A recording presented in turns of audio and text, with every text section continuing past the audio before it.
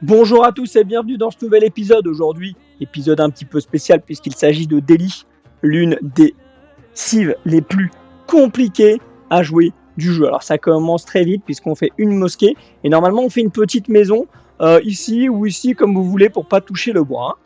Donc là c'est à votre convenance. On met sur le bois pour avoir assez pour fabriquer un moulin et une maison. Attention parce que là il y a 100 de bois, ces 100 de bois ils servent à rien. Donc on fait un camp de mineurs. Très important.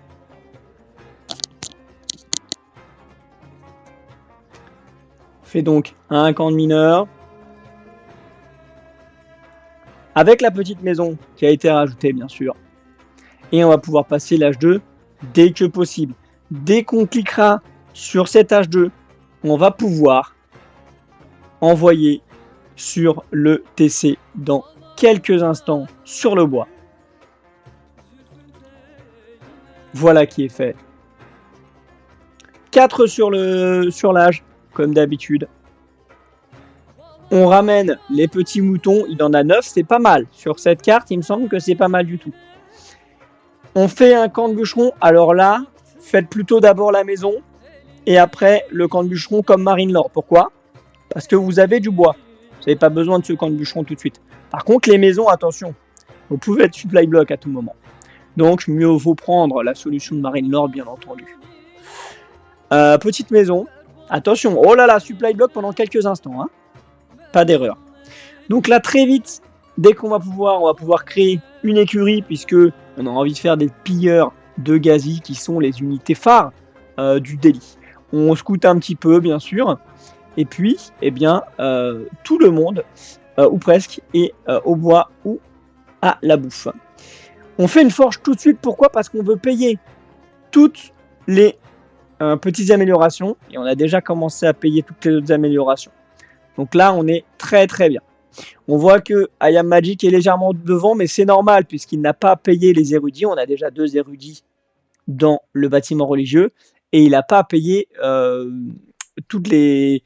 Voilà. Donc il n'a pas envoyé toutes les forges, tout ça, il les fait pas. Donc forcément, il est devant. On envoie les pilleurs un par un, et dès que l'écurie est finie, on envoie un homme religieux, un petit prêtre, à l'intérieur.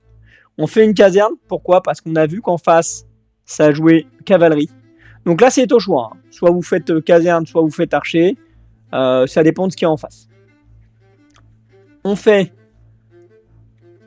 la petite attaque. Alors là, le but, c'est pas de tuer, bien sûr. Hein. C'est juste d'embêter l'adversaire pour tenter de récupérer les lieux. Parce que là, bien sûr, eh bien, il faut qu'on commence à récupérer les lieux quand on est Delhi.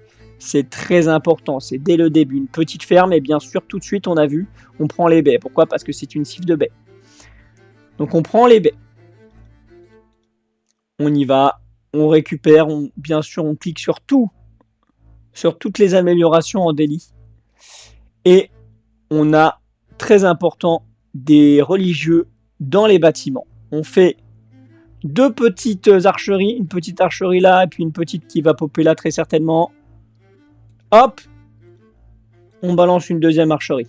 Et là, c'est très important. Dès que ça se finit, vous envoyez un religieux dedans. Donc là, on embête. On est là avec les pilleurs. On fonce. Hop, il a déjà mis. Très rapide. Là, on va en mettre un aussi dedans. Très important. On récupère les sites sacrés. On embête au max.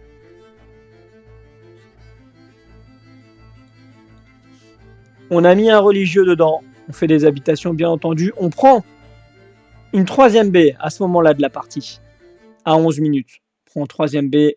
On récupère tous les lieux sacrés. Donc ça, c'est très très bien. Pourquoi ? Parce que ça va pousser l'adversaire à attaquer. Du coup, il va avoir du mal à passer H3. Et lui, il a envie de passer H3 puisqu'il a Ayubid. Et il a envie d'aller chercher, hein, comme tout le monde, les petites reliques. Très vite, on fabrique d'autres écuries avec d'autres baies, bien sûr, puisque on a déjà pris ces baies-là, mais on s'est fait attaquer tout à l'heure. Donc ça, c'est très important. L'adversaire qui tente de récupérer les lieux sacrés, mais évidemment, comme on a beaucoup, on va pouvoir aller contester ce site. On fait une petite tour très importante sur les baies. Très important pour ne pas se faire attaquer. Là, il y a beaucoup. Attention, il va falloir faire une vraie défense là-dessus. Ok. Décide de pas y aller. Le bon I Am Magic qui décide de pas y aller. Et là, on a sauvé le lieu. Donc là, très important. Hop, on envoie tous les religieux dans la fight pour bien sûr pouvoir heal au maximum. Parce que quand on prend une fight, eh ben, il faut penser à sortir tous les religieux quand on attaque. Parce que après, vos unités, elles meurent plus. Donc ça, c'est vraiment bien. À ce moment très précis, on fait un H3. Avec 16 dessus, parce qu'il a vraiment envie de passer l'âge. Pourquoi? Parce que l'âge va lui donner des unités plus fortes avec plus de points de vie, mais aussi la possibilité de payer toutes les nouvelles upgrades.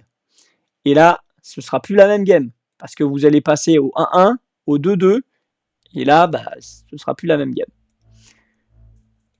On a toujours les lieux sacrés, donc ça c'est très très bien pour le daily, qui est pénible au maximum. Bien sûr, on fait une nouvelle caserne. Alors là, c'est une caserne parce que il a vu qu'il y avait beaucoup de petits cavaliers.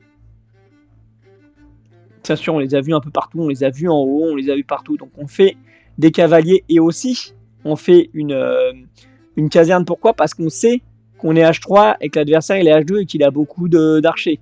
Alors qu'est-ce qui va se passer? Tout simplement, on va faire des hommes d'armes en continu. La fight étant passée, il faut penser à remettre les religieux dans les bâtiments. Alors on n'y pense pas pour tous, mais voilà. On pense à remettre les religieux dans les bâtiments. Et là, c'est incroyable. Pourquoi? Parce que vous êtes H3, votre adversaire est H2. On va pouvoir faire des hommes d'armes en continu. Et tout simplement, on a les lieux sacrés. Et du coup, là, il peut sortir autant d'archers qu'il souhaite, puisque on a des hommes d'armes qui vont arriver 3 par 3, et les hommes d'armes, ils sont 1-1. Donc, autant vous dire que les archers, ils feront plus grand-chose. Là, ça va être très compliqué. Même les tours, ils courent sous les tours, pas de souci. Ouais, vas-y, tire, il n'y a pas de souci, je suis un homme d'armes.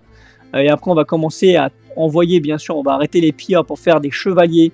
Donc là, les chevaliers, aucun souci. Aucun souci, tous les jours. Ils courent sous les flèches. Et puis moi, je vous dis à bientôt pour une nouvelle partie.